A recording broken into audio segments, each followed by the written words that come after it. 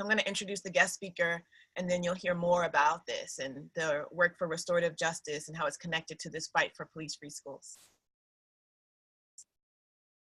So our guest today is Jonathan Stith. Jonathan is someone who I've known for many years. We actually used to do organizing together in Washington, D.C. As a good friend, a wise person, and it's very much committed to organizing to justice in its many forms. Jonathan right now serves as the National Director for the Alliance for Educational Justice, which you'll hear more about, but just to give you a brief synopsis, it's a national network of intergenerational and youth-led organizing groups that are working to end the school-to-prison pipeline and advance educational justice. He is also the former director of youth organizing at Empower DC, which is an organizing group based in Washington, DC. And I met him when he was the executive director of the Youth Education Alliance, while serving as the ED of YAY, as we called it. He was a critical leader in the school modernization campaign that won $3.2 billion for school renovation and repair in the district, and that was a youth-led campaign. Jonathan was also on the steering committee of JDCY, the Justice for DC Youth Coalition. That's also where a big part of how I met him and where we worked together. Justice for DC Youth Coalition that successfully organized youth and their families to win critical juvenile justice reforms in Washington, DC.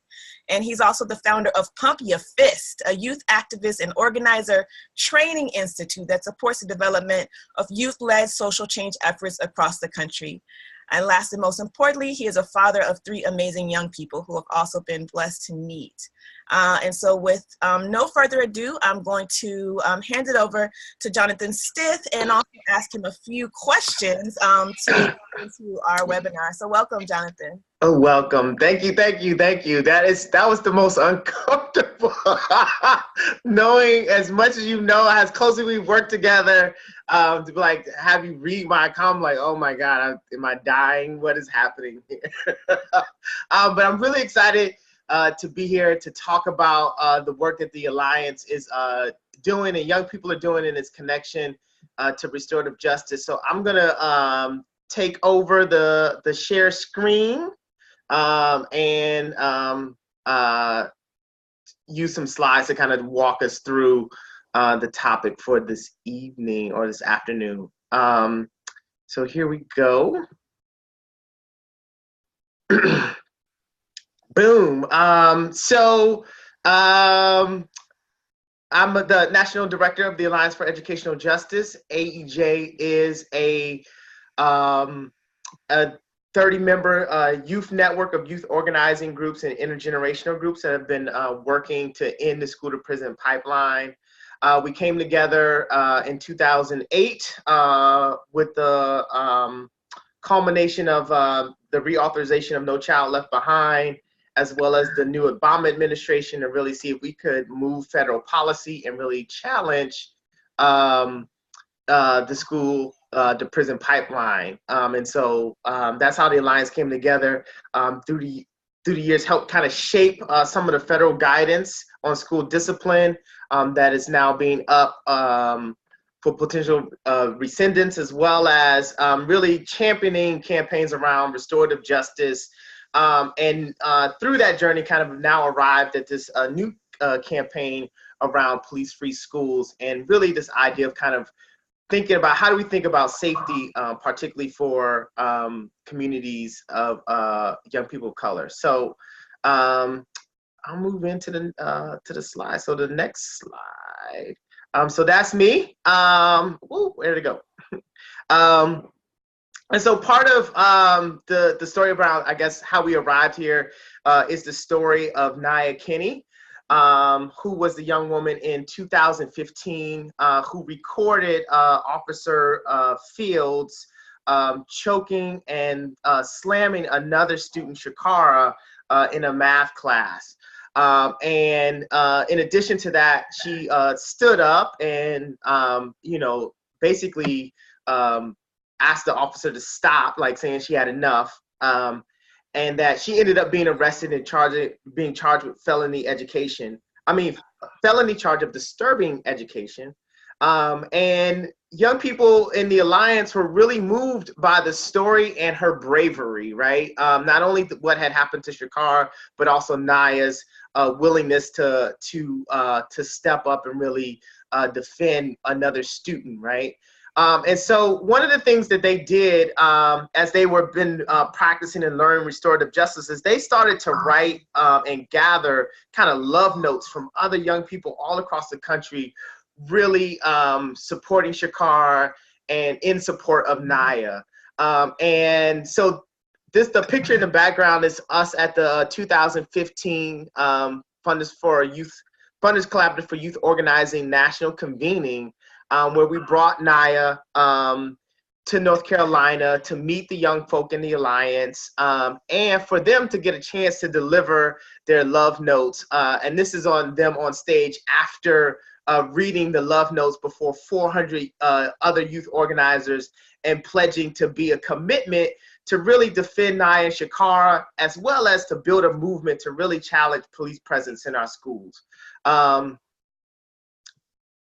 you come on to the next slide, Jonathan, I love that story so much. Mm-hmm.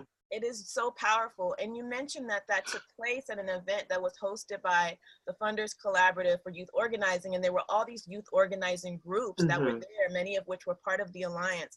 For those of our guests, our viewers who are not familiar with youth organizing, just to give them a better understanding of who is a part of this National Alliance, both explain what is youth organizing and give some examples of the groups that are a part of the Alliance for Educational Justice. Absolutely, that was right. Perfect. So youth organizing is basically community organizing with young folk, right? It's about young people coming together to build organizations to create systemic change in their communities and in schools.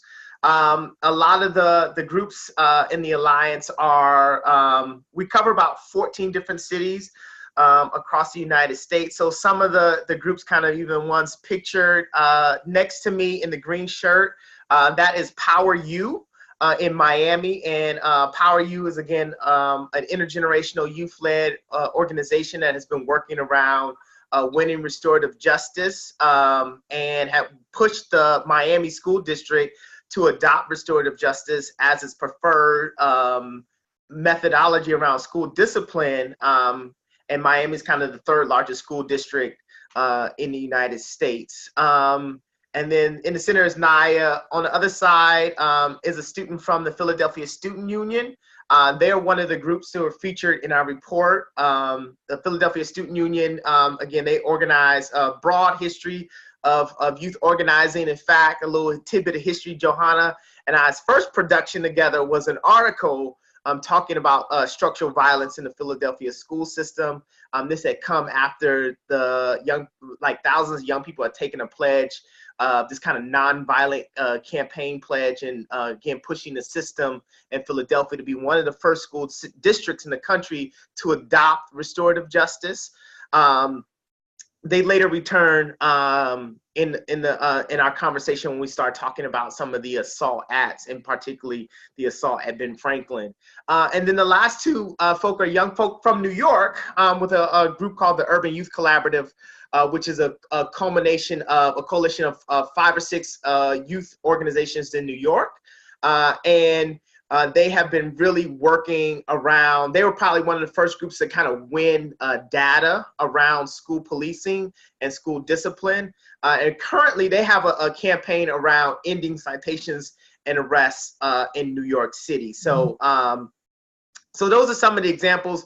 We have a whole crew of folk in California, from the Labor Community Strategy Center to the Youth Justice Coalition, to our friends in San Francisco and Oakland with Coleman Advocacy and the Black Organizing Project, who are all doing kind of really amazing work around really trying to, what we say in dismantle, which is break the relationship between schools and police departments, and really try to create a culture that is a culture of safety and excellence that's not reliant on school police.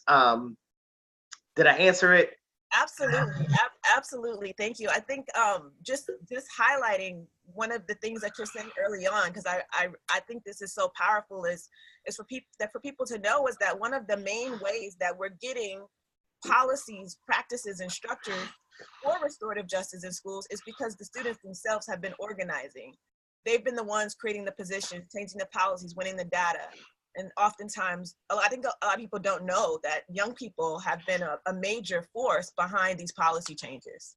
Yeah, absolutely, absolutely. They have been, in Denver, where we've seen kind of the system even take on kind of three pilot sites. That has been the amazing work of Padres Unidos, and young people there, kind of again, kind of demanding a different way, a different environment around schools. Yeah, all over, even in the South. Again, one of our favorite groups is Rethink. Well, they're all my favorites, but even the kind of work in New Orleans, what they're doing around kind of looking at restorative justice, both in school and also out, right? And part of kind of larger ways of how they're thinking about community change and system change happen. So Powerful. all right. So that brings us back to kind of the discussion. So part of how we arrived at our position around police-free schools was part of really looking at America's history of policing, particularly Black and Brown students. It's all in the report and kind of the title of this webinar, We Came to Learn. But it begins to highlight kind of, again, the historic and even current relationship that communities of color and their young people have had with law enforcement.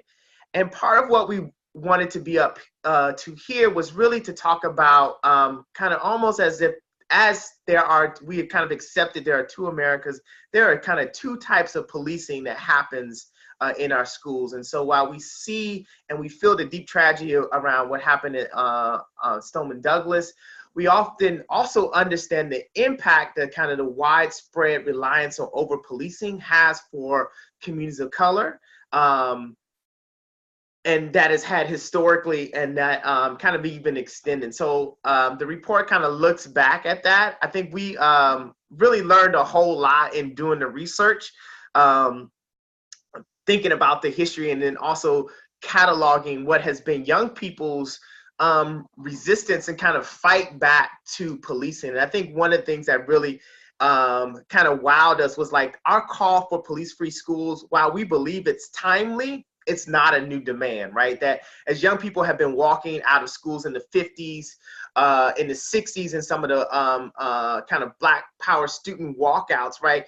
When we looked at their demands, they were really demanding culturally responsive education, right? Black studies, and they were calling for police out of schools, right? And so we began to really understand how states and school districts have been using police, and then how it has evolved through the years. And so one of the things that we began to assert is that as we have been working to really address suspensions and punitive disciplines, schools have recalibrated their approach or become even more reliant on school policing as a result. And we believe that was underneath what we saw with the assault at Spring Valley and the continued assaults that we see in schools even up till recently last week. So the toolkit and the thing begins to like really surface a history of youth organizing that goes beyond kind of what we have known in kind of the 90s and so forth.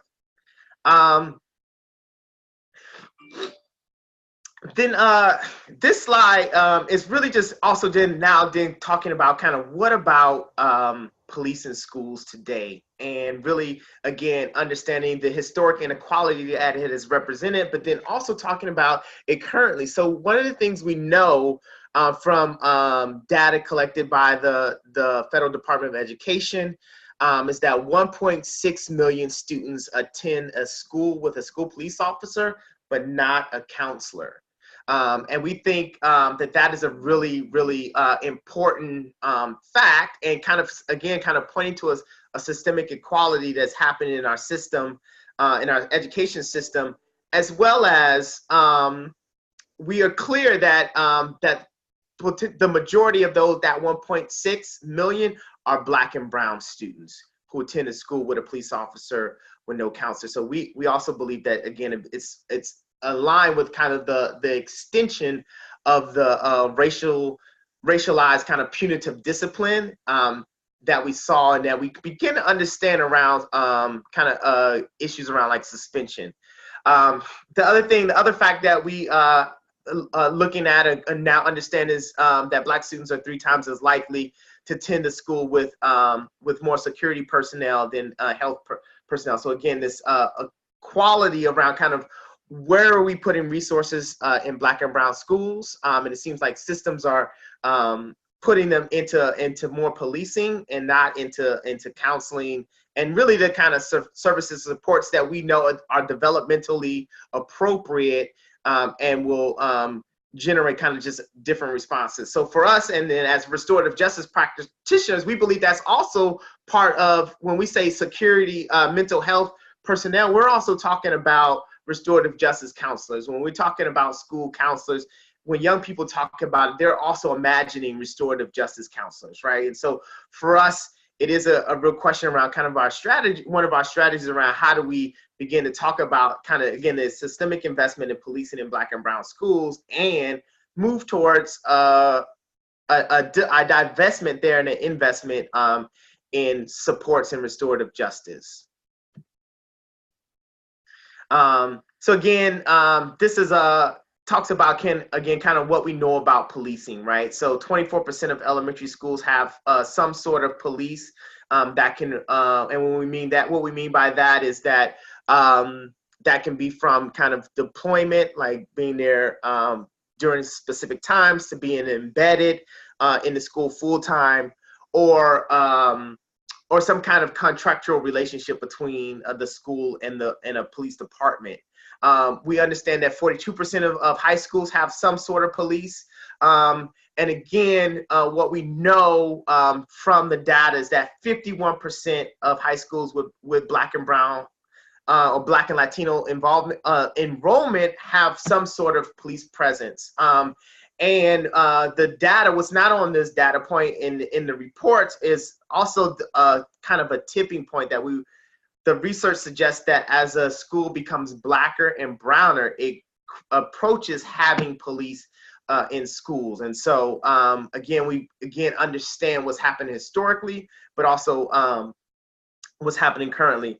It's also some of the challenges that we've encountered with the over-policing is that there are kind of a web of laws and policies that really criminalize young people right in their classrooms, right? So again, from the assault at Spring Valley and some of the other assaults, we'll talk about what has been now considered a crime is normal, appropriate youth behavior in the classroom. So again, part of the assault at Spring Valley was that Shakar had refused to put away her cell phone, right? Again, normative behavior. I won't even say youth behavior. I think it's also normative adult behavior. It'd be hard pressed to get me to put away my phone sometimes. The other thing is the amount of kind of untraceable funding, right? School districts and folk are not really aware about how much schools are spending on policing. And that also can create budget constraints where, again, students and school districts are left with choosing between cops or counselors or books or bullets, right? The other piece is that there's very little transparency, and there's really hidden data around kind of, again, what happens with policing, some of the interactions. One of our organizations, the Black Organizing Project, we'll talk about a little bit later. One of the things that they're discovering is that in Oakland, teachers call the police on students 6,000 times in one school year. And so for us, that again kind of represents the over-reliance and the over-policing that is happening in our schools.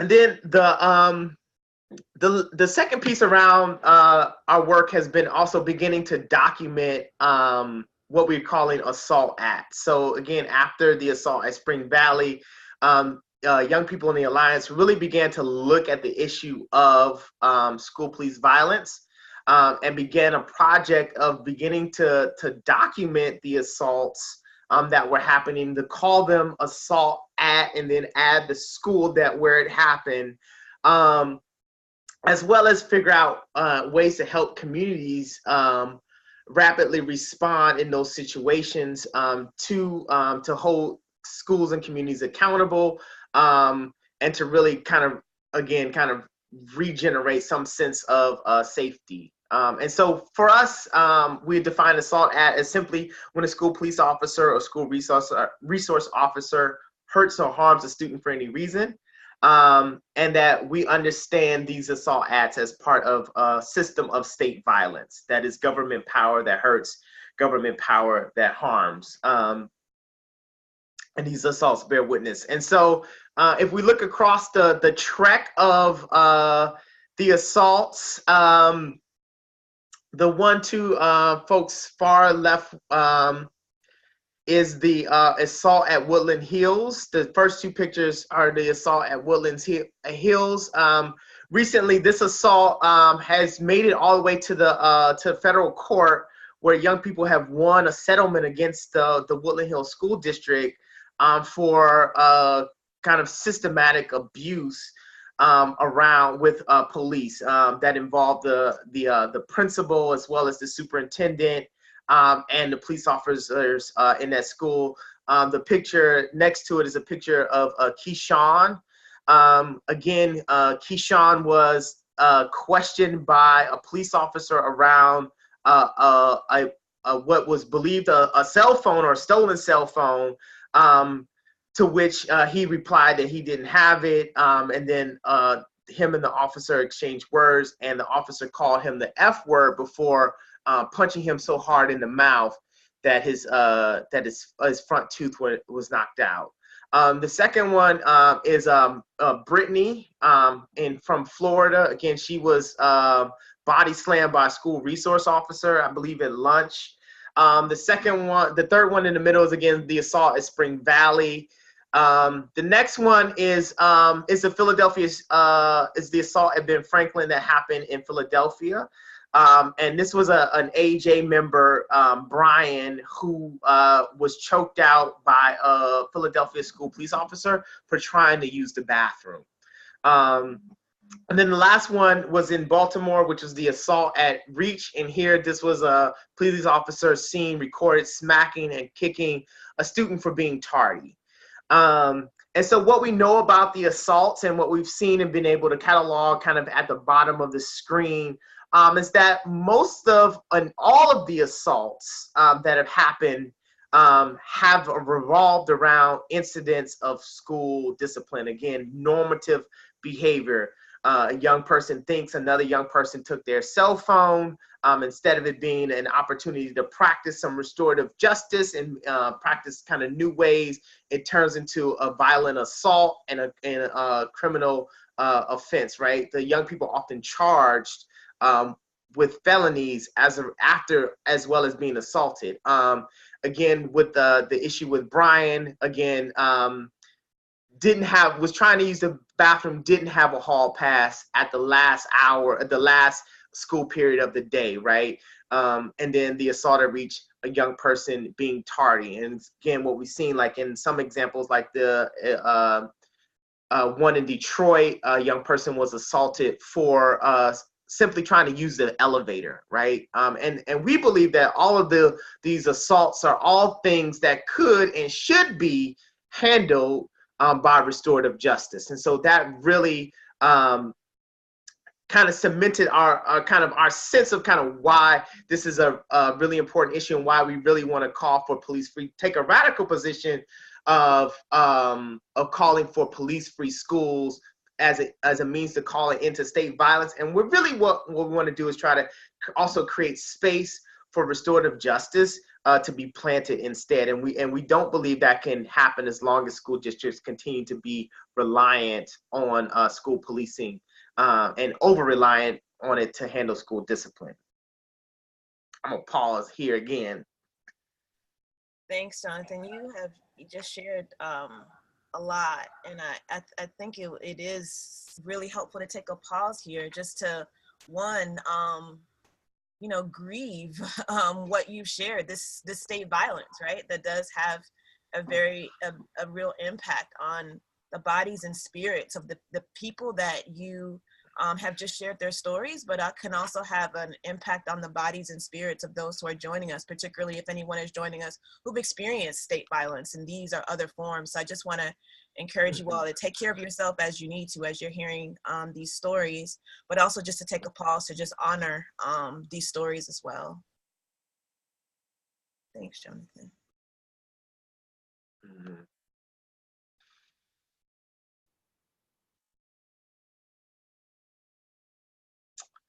All right. So the fight ahead. So part of being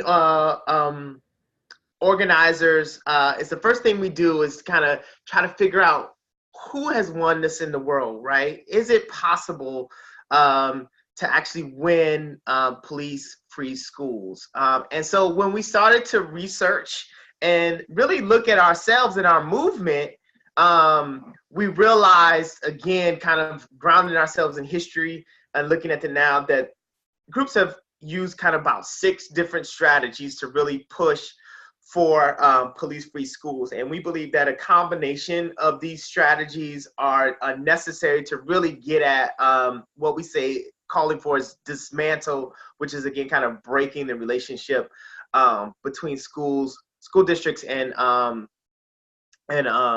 police.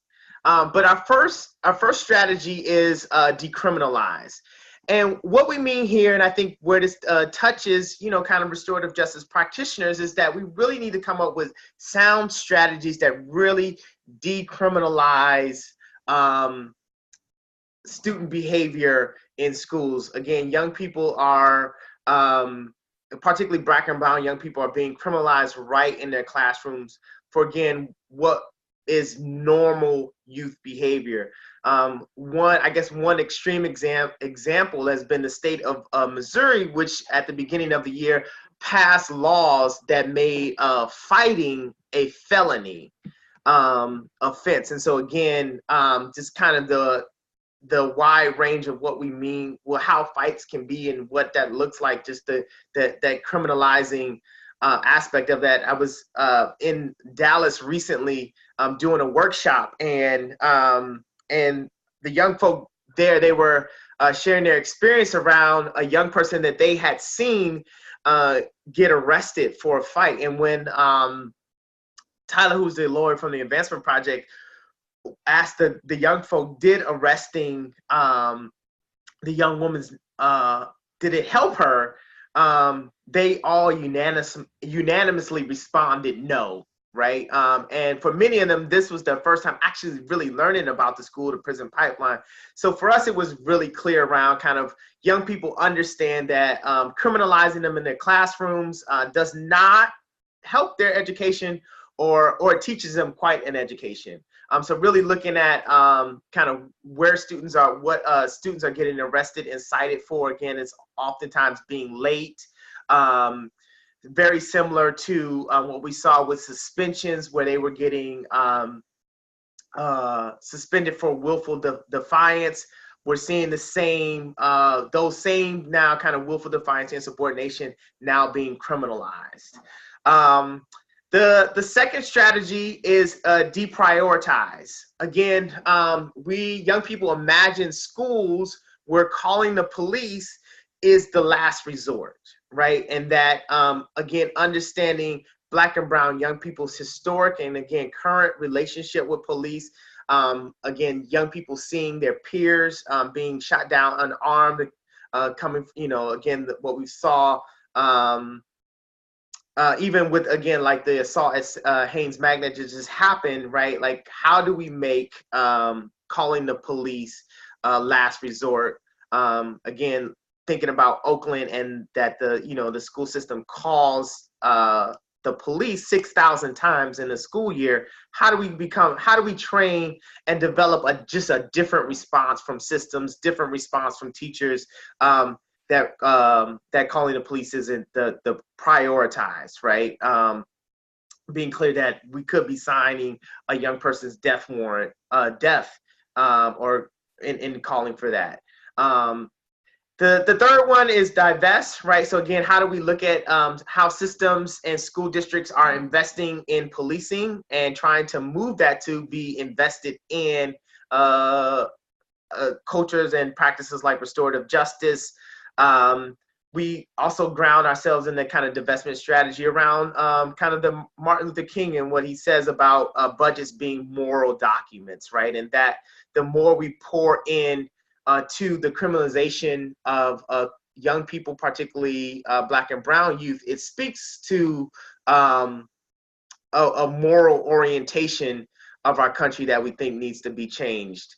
And political one. The third one is, a fourth one is disarm and demilitarize. So again, what we've seen kind of post Parkland has been a call and state legislators calling for arming teachers and kind of militarizing and what we say hardening of schools.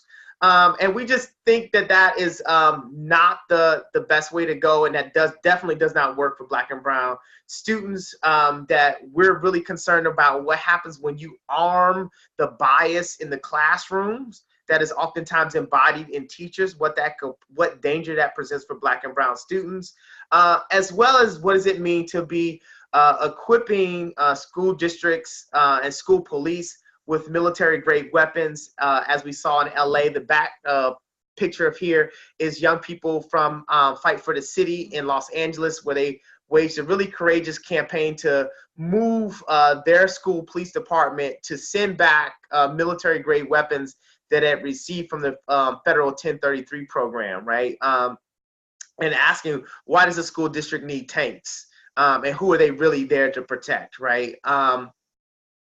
The 60 is delegitimize, right? That how do we really challenge the narrative of policing in our schools, challenge the narrative that that they're there for safety, and challenge that they are our only possible response for generating safety in our schools and our communities, and that we believe that happens through being able to talk about what the real experience is for Black and Brown young folk.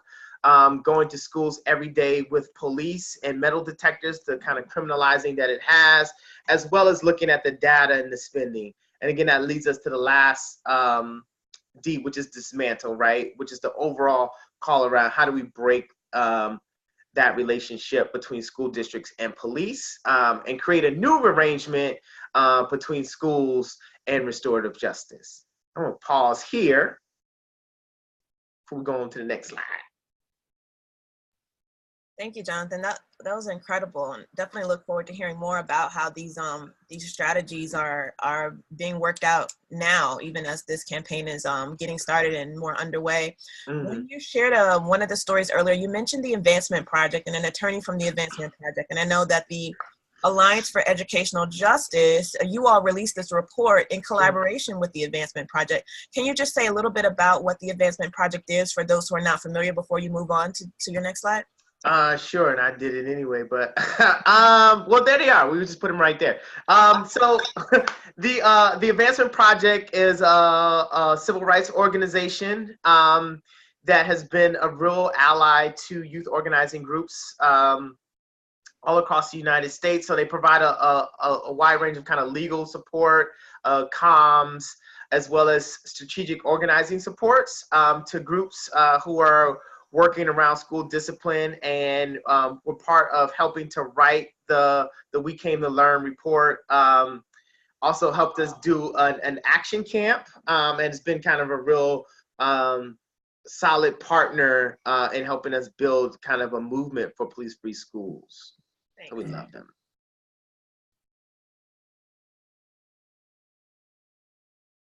All right.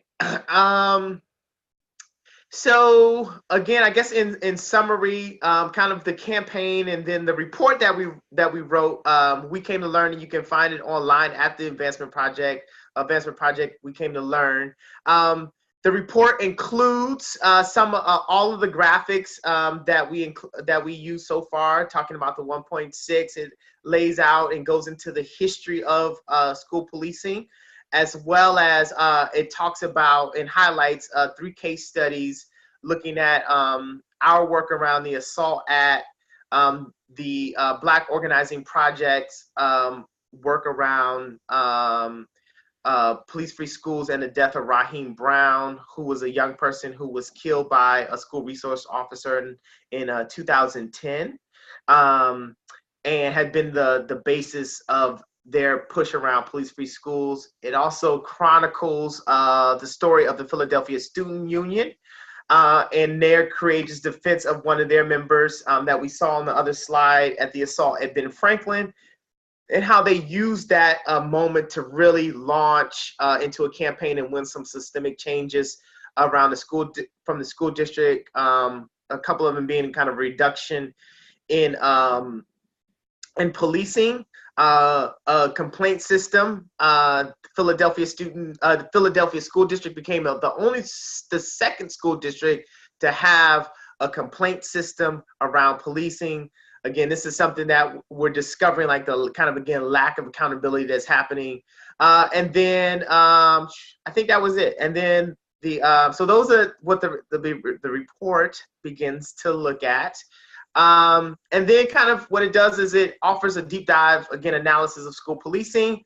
It offers us some ports for folks to think about how to build campaigns around the 6 Ds.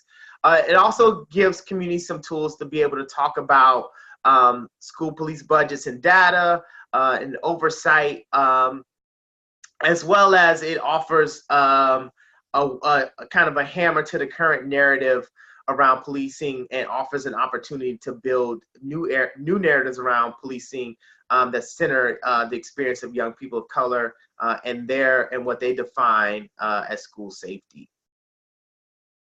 And so this is so again, some of the campaigns. This is the Black Organizing Project, and there's a quote here from Jackie Byers, who's the executive director there. Again, their story, how they are organizing a pledge to win police-free schools in Oakland by 2020, was the death of Raheem Brown and his mother, who couldn't get any answers from the school system, who ended up kind of coming to BOP and really asking for them, and they really responded, and have again kind of built out one of the pioneer leading campaigns around really thinking about what it means to have police-free schools in Oakland. And then this is the Philadelphia Student Union. Again, we talked about their work with the assault at Ben Franklin. Again, youth organizing having this very long history of working for kind of addressing school safety through the lens of addressing structural violence and state violence in schools, as a means to also beginning to look at and understand intercommunal violence, or understanding intercommunal violence to always be first a reflection of state and structural violence. And again, this was the Urban Youth Collaborative. This is them outside of the Board of Ed, calling for the end of summonses and arrests. Again, their campaign is a really great campaign around decriminalizing, right? They're really fighting for New York City schools to really end all laws that kind of criminalize young people in their classrooms. And then this last one, we do have some hope. It's in Toronto, and this is Andrea from Lynn, and in Toronto, and they were one of the first school districts that we saw actually win police-free schools. So they are our shining star, our North Star, if you will, that it is possible because they have been able to do it in Toronto. Before you go on, I'm going to interrupt you, Jonathan. Can you go back to the last slide? Yeah. What is Lynn? Lynn is the Latinx Afro-Latin American Education Network is written across the thing. And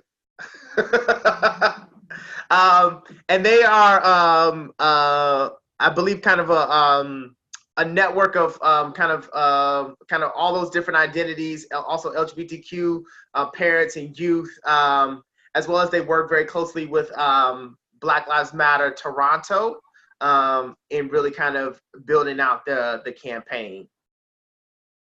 Thanks. I'm sure we'll get some more questions about that example. Yeah. Q&A. All right, so I'm gonna stop the share. So that is kind of where we're at, and some of the stuff around the campaign and why we are fighting for police-free schools. Thanks, Jonathan. That was incredible. Did you have some more examples that you wanted to share toward the end? No, that was it. That was the wrong slides. I mean to take those out. They were like Twitter questions, but there was a question around kind of what does school safety mean for folk, and I would pose that to people in the audience, like kind of when you think about safety, what comes to mind? I'm always when I think about school safety, I always think about George Carter III, and what his vision was around school safety. Again, for George Carter was a young person from New Orleans. He was a member of a youth organization called Rethink. And the story with George is that he was murdered on his way to school in New Orleans at like 7 o'clock in the morning, because part of they hadn't reopened the school in his school district. For us, George kind of really embodied the spirit of restorative justice, and really the spirit of restorative justice in education. And part of his vision, or his little quote he used to say all the time, that really resonates with us, and really is the underneath the drive for police-free schools, is this. He would always ask us to imagine schools that had mood detectors instead of metal detectors. Schools that had strawberry gardens instead of in-school suspensions. And if we can understand, like, that is young people, that's Black and brown young people's fundamental definition of safety and what it looks like and how transformative and powerful it is, and challenges us to think about, to really arrange the world. Like, I have been trying to figure out for the longest time how to make a mood detector. But again, it kind of speaks to, again, what young people want to see in their schools and what safety is. And it's about relationships. It's about a different relationship between themselves and the schools, about themselves and the teachers, where their well-being is thought about and is seen as kind of the first priority. So very, I think, revolutionary and revolutionizing in the sense of how that expands our vision, what we can imagine in terms of, like you said, safety in schools, and even our vision of justice. It's so powerful. So I'm going to start with a few questions, and then we're going to get to some questions from the folks who are joining us. So one of the questions is, I guess, a fundamental question around, and you answered it a little bit, but oftentimes when people think about restorative justice, they think about, this question around harms. How do we, what are the harms? Who's being harmed?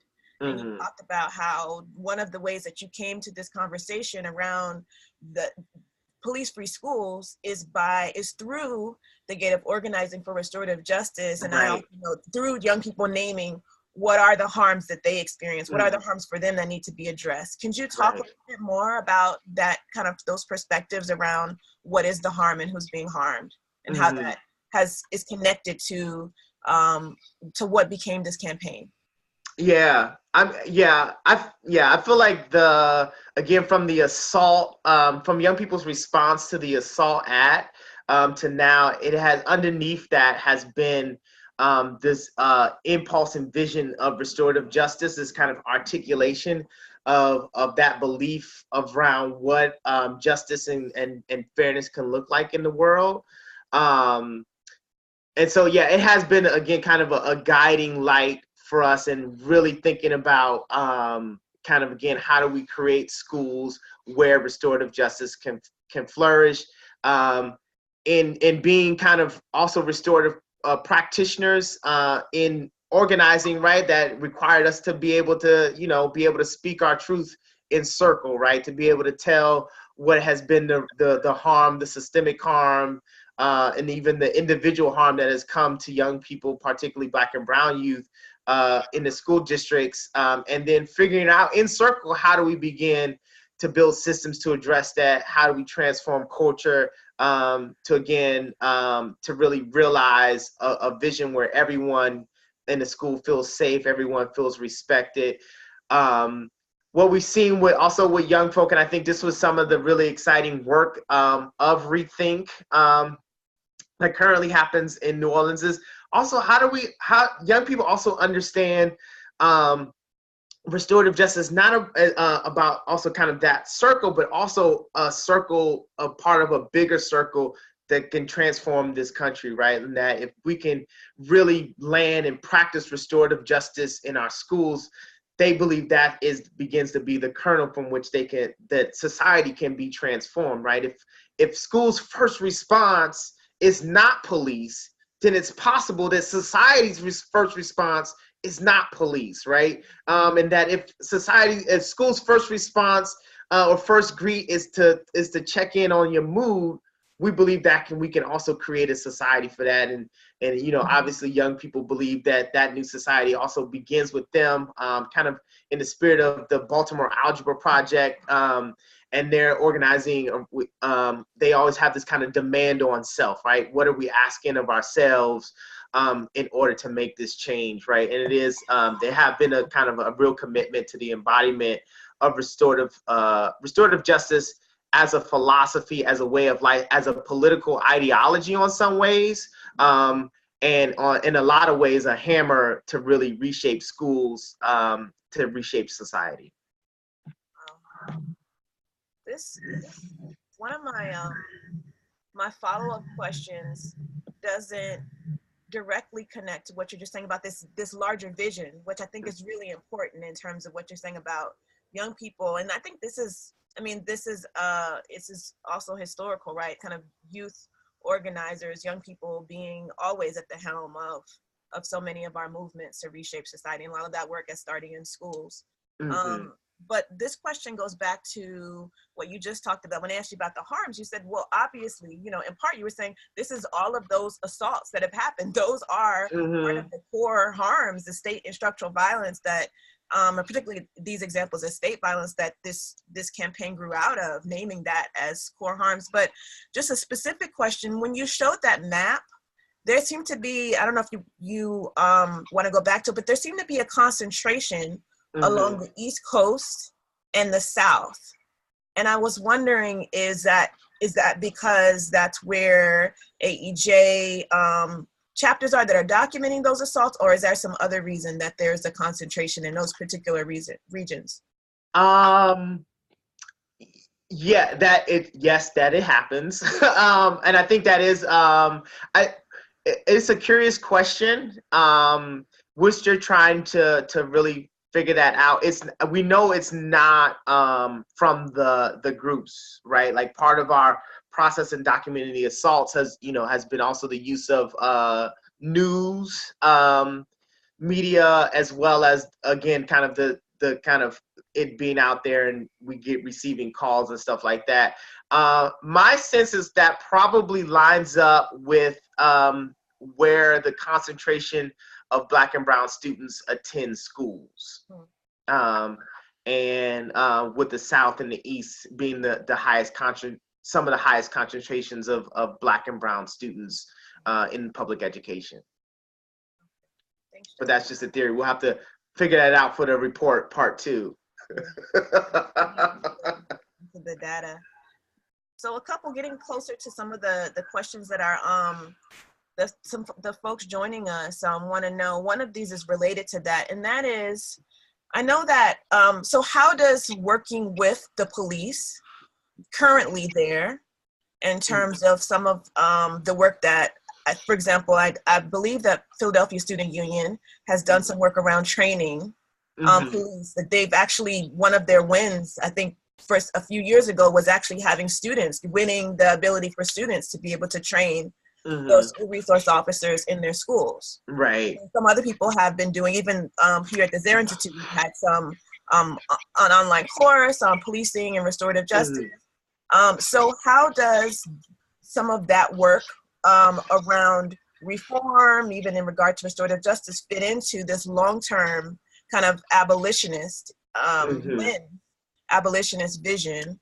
How do you see them working together, or any concerns or just things to be aware of when people are engaging in that work?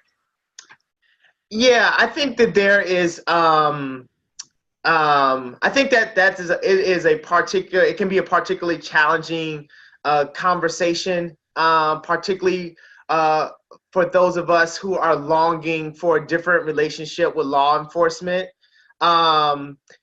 But I always, one of the questions we always ask folk is, again, like when they think about safety or what is safety, usually the answer is like my mom, or this warm place, or a cup of coffee, or all of these things that comfort. Rarely do police come up as the answer to safety, right? And I think that part of our work is always asking the question, for even for young people who, when they say, yo, we need police in our schools, we are always asking the question, what's happening in your school that you feel that level of unsafety, right? And how do we begin to, again, build cultures to really address that, right? And that we also, I think we sit in a very interesting contradiction, because I think there's some folk who, again, want to reimagine or hope that police can play a different role. They can be the counselor, that they can be the restorative justice practitioner. And we honestly don't believe that's possible without systemic change to policing all over, right? And that, again, what we've seen in schools is that when law enforcement are in schools, they are there enforcing laws. That, combined with the criminalization, with the requests from and the over-reliance of schools and its over tax. Oftentimes, also what we've seen is these are happening in schools that are overpopulated and under-resourced, where the school resource officer is asked to take on roles that are, one, probably not in the memorandum of understanding, and probably well without their skill set, right? And quite honestly, if it was a kid of another race, we would not be satisfied with them getting professional support from somebody who's not a profession, right? Or in that profession, like, we would not think it was okay for somebody, their only access to a counselor was somebody who's not trained in counseling, right? And so I think some of the stuff around training was kind of a stopgap. A lot of groups have really, in the Alliance, have kind of moved away from that. I think our last incident that we saw was there was a group in New York. They're young people. They actually had to do an action on the school police to make them attend the restorative justice training. So there's even some kind of resistance there from school police officers to really engage there. So for us, it is about kind of, again, the deeper systemic change and what young people really need and what they should really have access to. Thanks, Jonathan. It sounds like, too, what you just shared gets at this question of, some of the, as you've been doing this work, some of the arguments or reasons that people have challenged the work. And so you're saying that one of those has been, well, why can't police be reshaped into doing some of these other roles that we say are needed? You just gave some really, I think, important reasons why the AEJ is calling for alternatives that don't reside in police playing those roles. What are some of the other reasons or arguments that have come up as you've been rolling out this campaign, as organizations in AEJ all across the country have been organizing? What are some reasons that are coming up, and then how are you all responding to those challenges? Right. I think the biggest one right off the top is what about school shootings, right? Again, we saw the tragedy that happened in Parkland. Some of us remember Sandy Hook. Some even can remember Columbine. And the thing, again, we always draw back to is that when we look at what those communities got in terms of needing to heal, they got they got restorative justice, or they got counseling, they got mental health supports. Those communities continue to have that. Some don't even have kind of police on site. So I think there's one, understanding that there are a multitude of responses around school safety.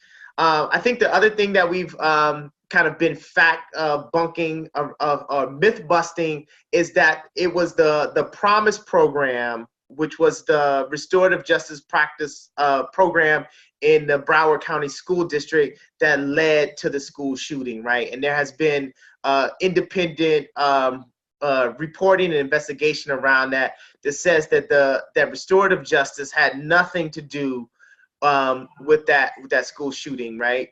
I think the other thing, and a really, really hard and difficult and scary part about it, is realizing that both in Stoneman, and then there was a recent school shooting that happened in North Carolina, in Charlotte, is that oftentimes there are police officers already on site, right?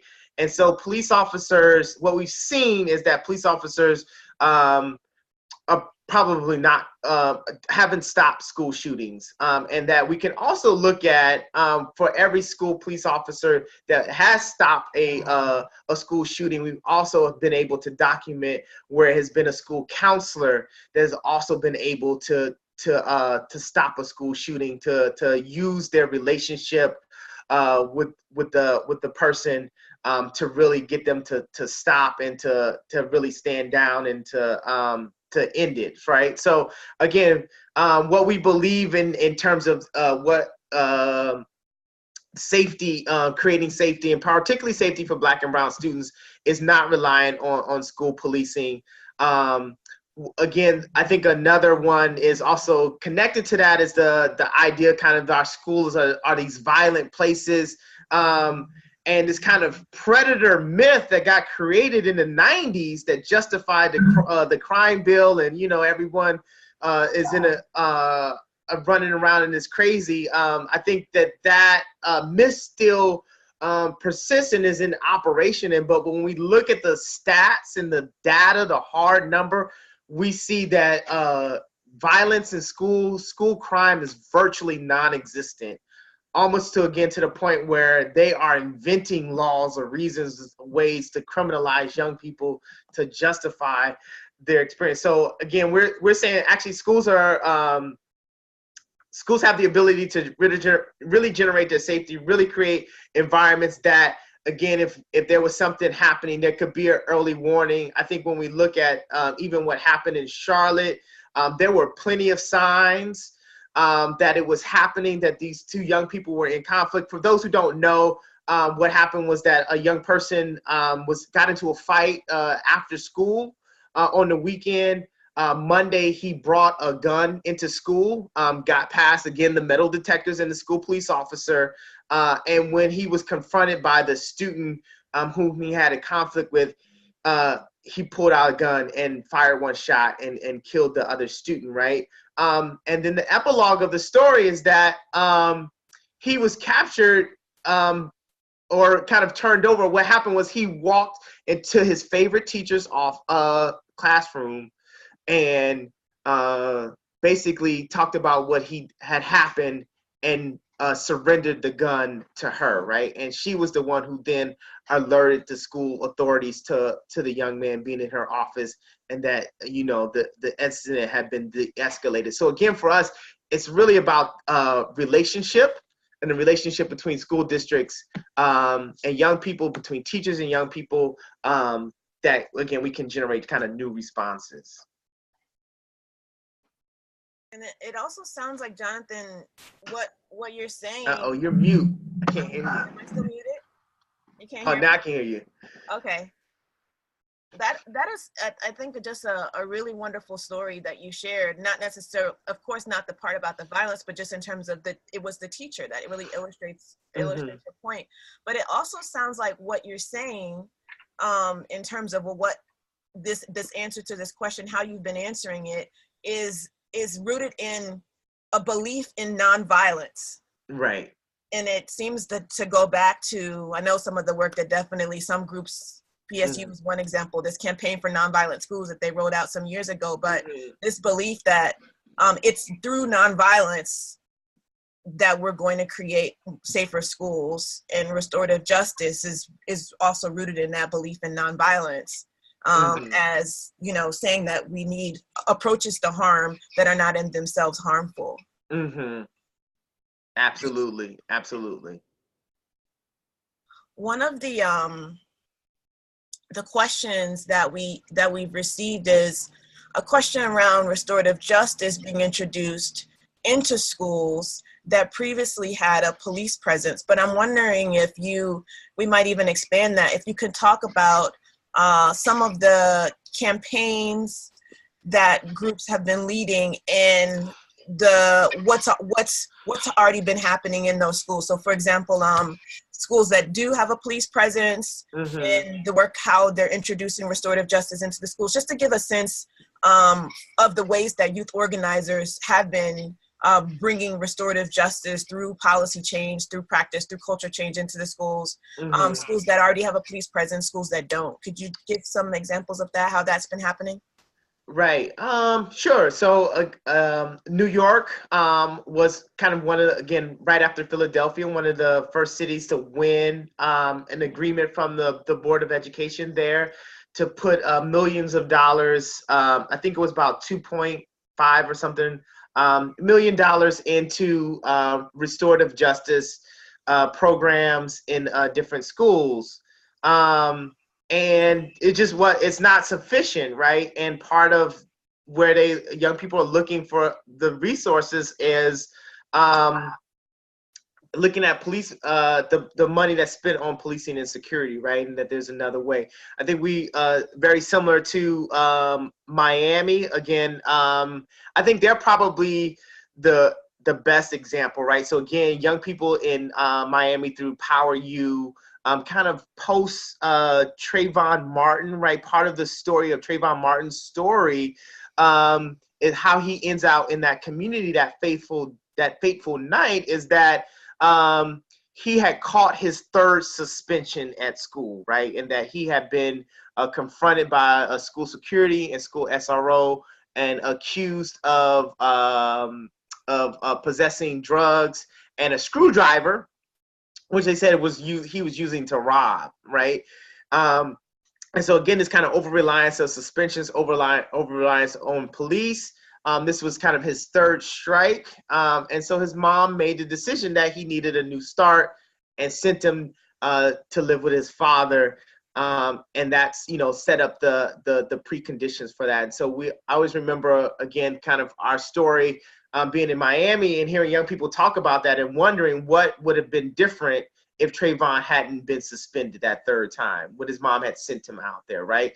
And so that really energized their organizing. They go on to push the school district to make restorative justice its top priority, and to even on publicly to denounce suspensions, right? They were probably one of the first cities to actually probably win at least a public commitment from the superintendent around a moratorium on suspensions, right?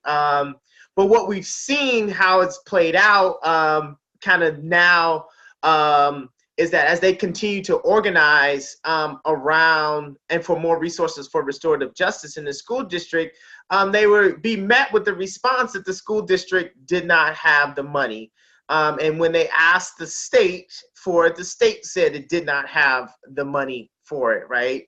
But then when the shooting happened in Stoneman Douglas, what we saw was the state of Florida, as well as almost pour $63 million into policing, really in a month's time, where they said they didn't have any money.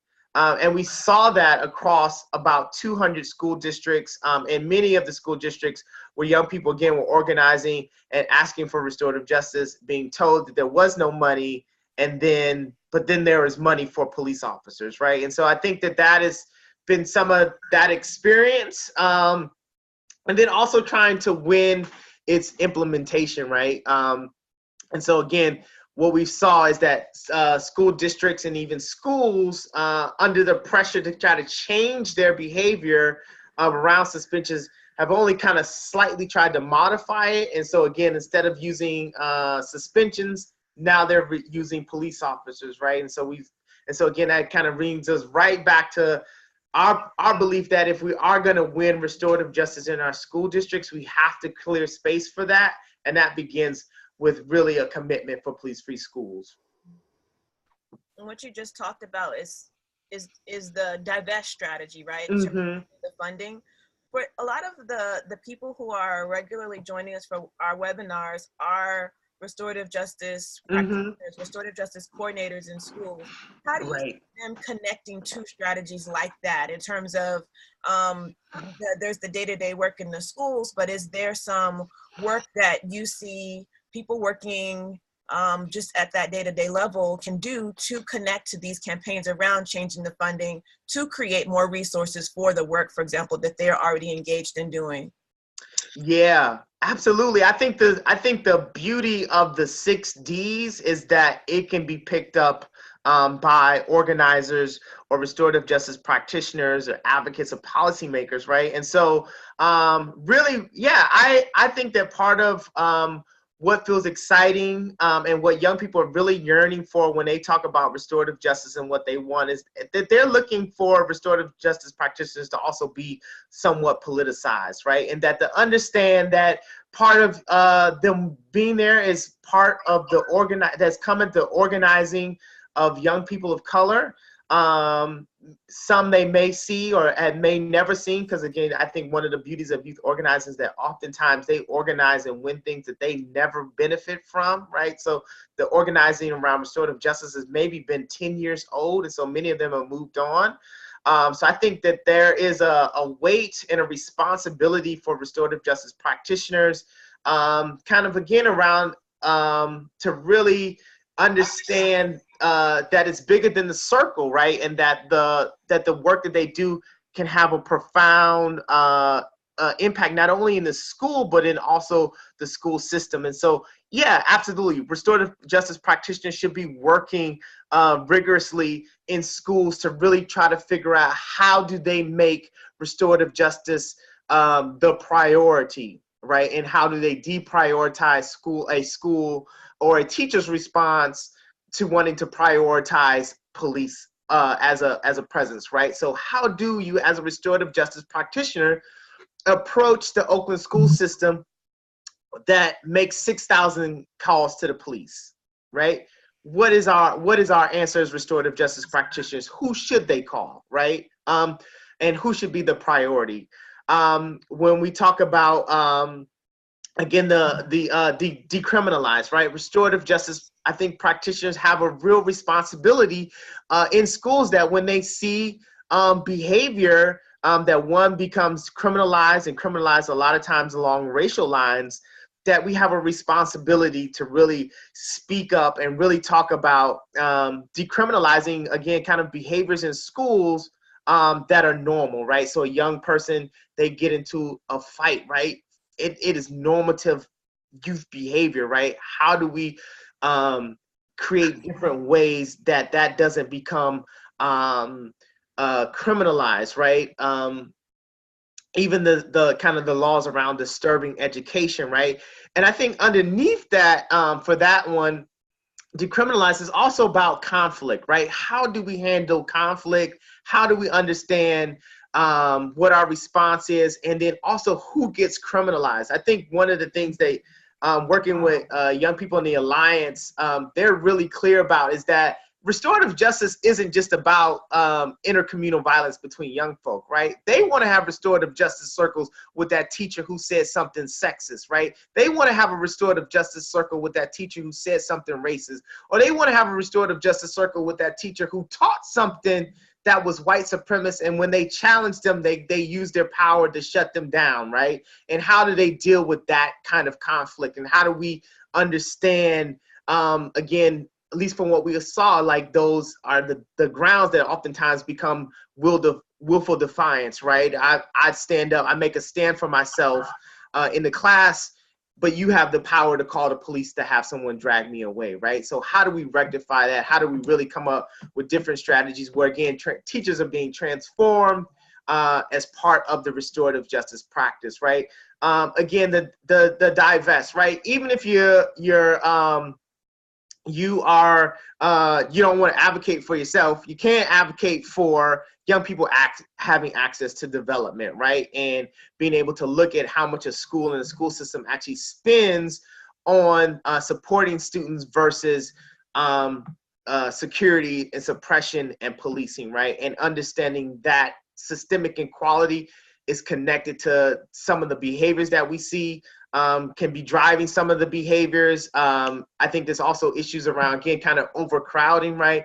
How does it? I think one of the things we hear from teachers and their over-reliance is that often around school discipline is that oftentimes their classes are so overcrowded that they don't really have time to do the circle, right? They don't have time to practice restorative justice. So that is a great opportunity for restorative justice practitioners to advocate and build relationships with teachers to be like, actually, we need more teachers in school. We need more access to developmental activities and opportunities for young folk. And these are the ways that we begin to kind of create the kind of relationships that restorative justice is trying to build. I think the around the demilitarization, disarming, again, I think, again, the making the stance or being a part of the stance that that we can have a different response to violence in our society. We can have even a more preemptive culture around it that helps even prevent violence and creates ways that communities can figure out how to address it, and then also heal from it when it happens, right? And then the last one is, again, kind of delegitimize, right? Like, we have to tell the story of systemic abuse. Again, restorative justice practitioners have to think about, and when they see police abuse happening for young people, understanding that is a restorative justice problem, right? Like, that is not a reflection of the world that we're trying to see, and that we have an obligation and an opportunity to really step in and really offer a different way. Again, part of the work with the assault acts is that every assault that we looked at and we documented, like, we went there with, like, kind of what really happened, right? And every incident, I'm telling you, when you read the report, every incident should have been handled by a restorative justice practitioner, from, again, a young person trying to unauthorized use of an elevator to the assault at in Roseville.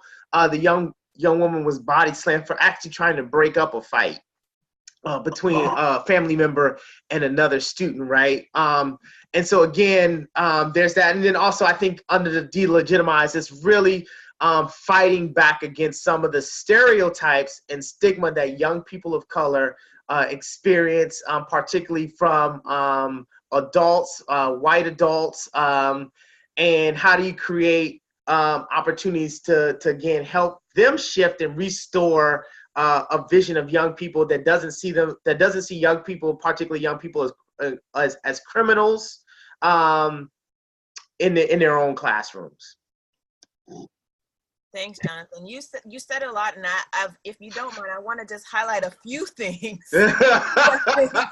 you gave us a lot there, a lot of really important and juicy stuff. But I just wanted to highlight a few things that I heard, and then move to a question. One of the things that I really think is so important that you said is that when oftentimes when restorative justice, the conversations introduced in schools, the focus is narrowly on the things that students are doing to each other, right? Or the things that students are doing to teachers. But you're saying that one thing that young people are calling for, who are organizing to bring for educational justice, to end the school to prison pipeline, is to expand that in a lot of different ways. Right.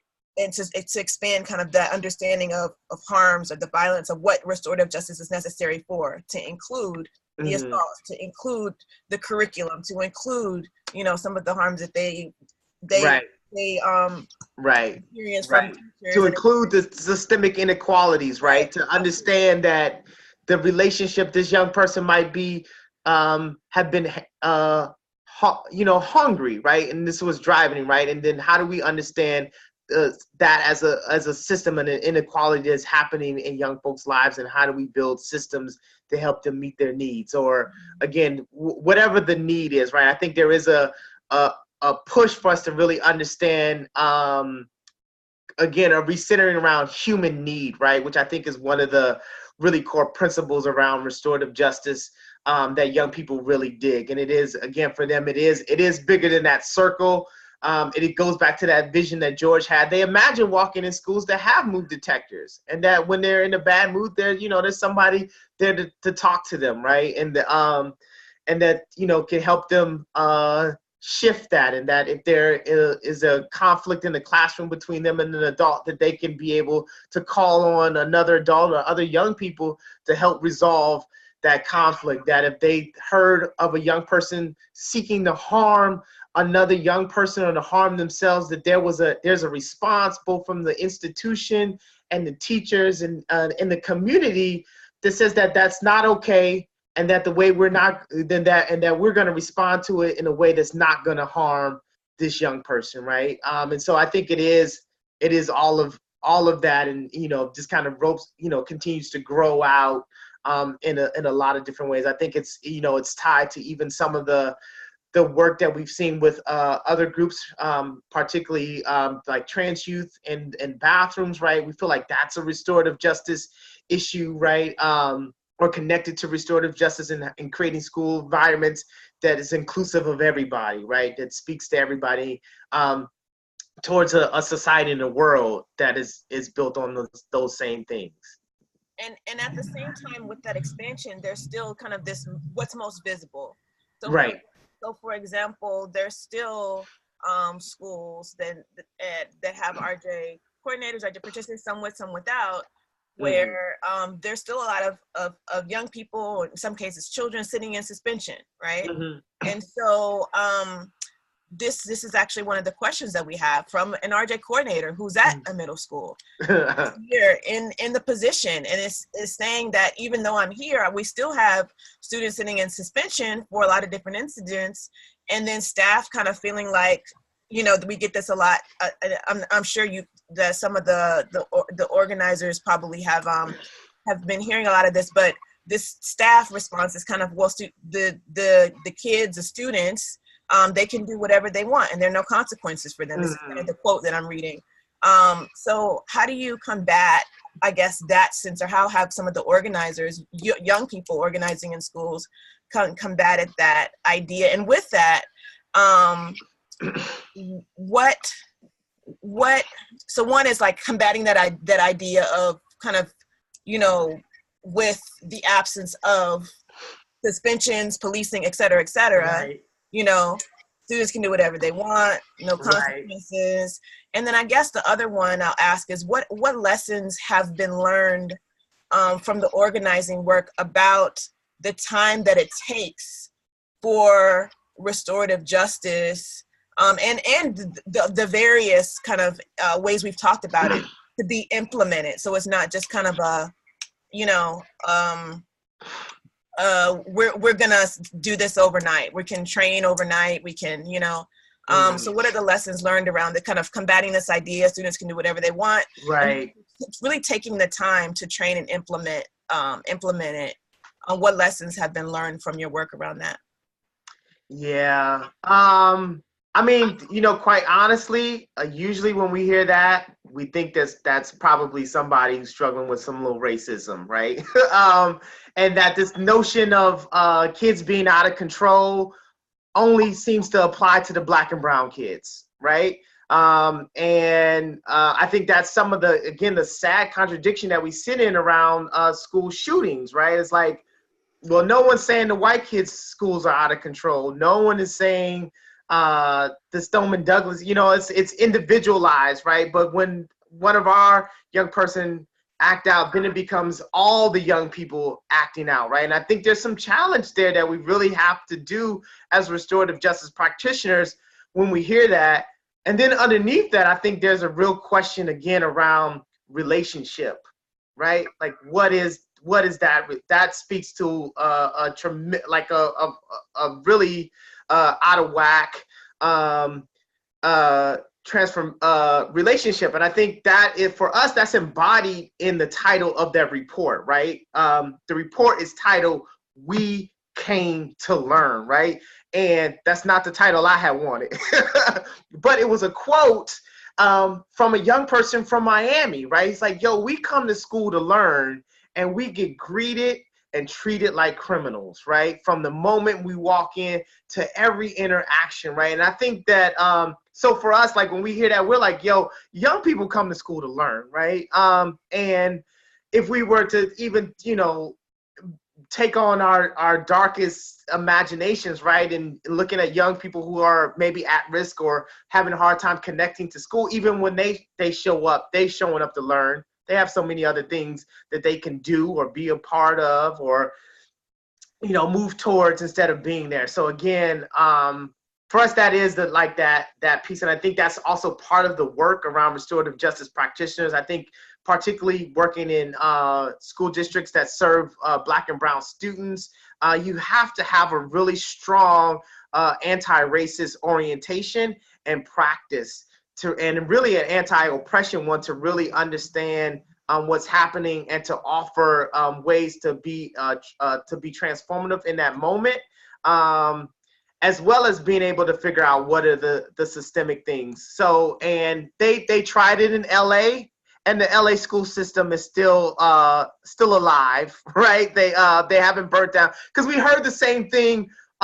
when they took away when we won around suspensions, right? We can't suspend students for willful defiance, and now they're all over the place and acting crazy. We heard that in LA. We heard that in Milwaukee. We'll continue to hear that. I think a great resource for folk to think about or to really understand that is Educating the Insurgency, which is a book written by Jay Gilliam, who was with the Baltimore Algebra Project. And he really offers a really solid analysis of really understanding kind of what that dynamic is, what you're really hearing, and how do we create ways to really push back around that narrative. I think that's also where data becomes really important, because again, we would hear that they would be like, it's just the Black kids who act out. It's just the Black kids. But when we see the data, we see white kids doing the same behaviors, getting a different response from the system, right? And so I think restorative justice practitioners have to be aware of that, right? If it's, why is it okay for the white? Why is it natural and part of being a young person for a white person to do it? But then when Black kids do it, they're out of control, right? So. I think that one of the things that you're naming in this, I'll say just brief comment, and then we'll kind of wrap up with a quick question, and we'll wrap up. But one of the things that I think you just named, but also the campaign does really well, is connect restorative justice work to all of these, to multiple movements, right? Movements for racial justice, gender justice. You talked about LGBTQ justice. You talked about kind of abolitionist work in terms of ending, the presence of police in schools, which is abolitionist movements that are going on, but so many different movements that are all connected through the campaign. So I think that's really a brilliant part of the work. So just briefly, if you could just speak to this briefly. One, just very briefly, any response from law enforcement that you've heard or engaged with, particularly police and schools. Secondly, if you could just briefly tell people again how they can get access to the report and how they can connect in any way to this campaign. Absolutely. It's an interesting, I think we get a mixed response, and I don't think it's any different than what we hear from different segments from teachers, right? Like police officers being concerned around safety, to wanting to not really look at the assaults. I think that is one of the hardest pieces for them to really come to face with, because that's not the narrative that's been out there, particularly with some of the National Association of School Resource Officers, right, who really promote the kind of the officers, counselor, officers, restorative justice practitioner, right? And they don't want to really look at that. So that feels really important. And then we also have an encountered school police who are like, yo, we don't belong in schools, right? That we're not here to do that, that we do get asked to do these things that are outside of our kind of what we were placed here to do, handling school discipline things. And, you know, they're ill-equipped. And I think they're kind of a mounting voice, or a very small voice. That's, you know, they were like, yo, we don't have a real place here. I think they've been most strong around the arming of teachers, right? Like they just unite with us in that being a really bad idea. So it's mixed. And I think that, again, when communities go and look at the kind of the memorandum of understanding what the agreement is between the school district and the police, and then they really look at how it's being implemented, they'll find that schools oftentimes are not following the MOU at all.